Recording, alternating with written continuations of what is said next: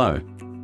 Today, we will discuss the Teamgo Visitor Kiosk App for the iPhone. The Teamgo Visitor Kiosk App is usually associated with the iPad and was created to allow employees, contractors, and guests to self-check-in. If you install the same app on the iPhone, you will have a different app mode designed to allow your receptionist, security personnel, and other staff members to check in people and perform on-site checks.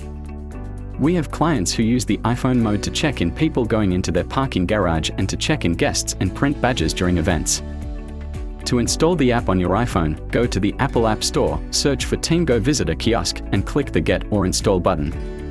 Once you've signed in using your admin account, you will see that the initial screen is similar to the one on the iPad.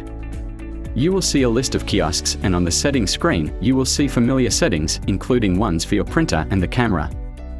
Once you select a kiosk, you will see options to sign in and out people and to perform on-site checks.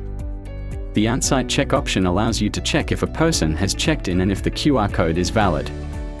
The Teamgo Visitor Kiosk on the iPhone has its uses and may prove invaluable to you. Please reach out to support via chat or email at support@teamgo.co.